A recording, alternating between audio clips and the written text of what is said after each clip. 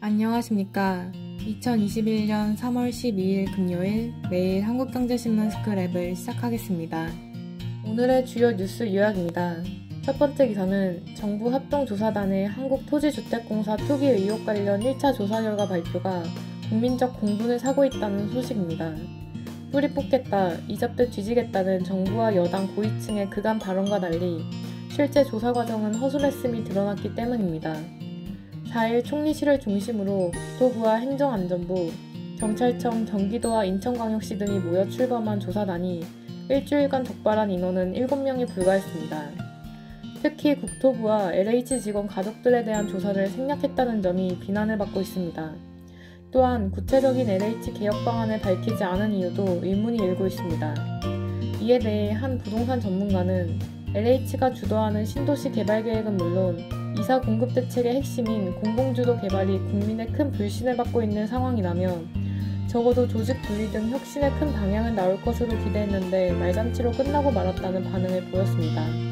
두 번째 기사는 11로 취임 50일을 맞은 조 바이든 미국 대통령이 국제 무대에서 새로운 질서를 만들기 위한 작업을 서두르고 있다는 소식입니다.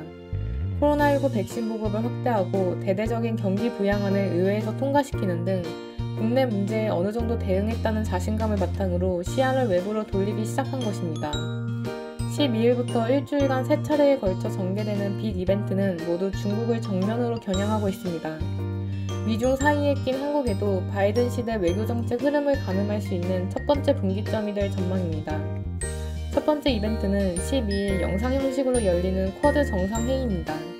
그리고 16일에서 18일 토니 블링컨 국무장관과 로이드 오스틴 국방장관이 일본과 한국을 차례로 방문합니다.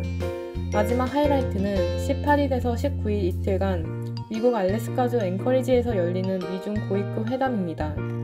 바이든 정부가 꺼내든 연쇄 이벤트를 보면 버락 오바마 정부에서 미국 외교 전략의 핵심이었던 피벗 투 아시아가 재등장하는 분위기가 느껴지고 있습니다. 세 번째 기사는 쿠팡이 11일 미국 뉴욕 증권거래소에 공모가 $35로 입성했다는 소식입니다. 애초 쿠팡이 제시한 희망가격보다 높은 금액입니다. 공모가 기준으로 $630억 달러의 기업가치를 인정받았습니다. 기업가치가 쿠팡을 앞선 한국기업은 삼성전자와 SK하이닉스 뿐입니다. 미 투자업계는 쿠팡이 아마존을 벤치마킹했지만 아마존식 물류의 한계를 극복했다는 점을 높이 평가하고 있는 것으로 알려졌습니다. 쿠팡은 230만 제곱미터 규모의 물류시설을 운영하며 세계에서 유일한 전국 하루 배송망을 구현했습니다. 물류 하드웨어와 소프트웨어를 자체 개발한 곳은 글로벌 기업 중에선 쿠팡 외에는 아마존과 오카도 뿐입니다. 차상균 서울대 데이터 사이언스 대학원장은 쿠팡은 단순 유통회사가 아니라 글로벌 빅데이터 기업이라고 말했습니다. 네 번째 기사는 앞으로 국내 상장회사들은 기후변화에 직면해 자산가치가 급격히 낮아지는 설비 등을 좌초자산으로 미리 분류해야 한다는 소식입니다. 금융회사들은 기후변화 대응에 소극적인 기업과 분야에 대한 투자를 대폭 축소해야 합니다.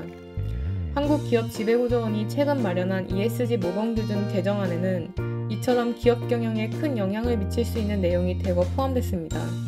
ESG 모범기준은 상장회사들이 ESG 경영을 하려면 어떤 사항을 고려해야 하는지를 나열한 일종의 지침서입니다. 금융당국은 2030년까지 단계적으로 모든 유가증권시장 상장사의 ESG 공시를 의무화할 방침입니다. 하지만 기업들은 이 같은 제도가 너무 빠른 속도로 도입되면 기업이 제대로 적응할 시간이 없다고 반발할 것으로 전망되고 있습니다. 그럼 이상으로 오늘의 매일 한국경제신문 스크랩을 마치겠습니다. 들어주셔서 감사합니다.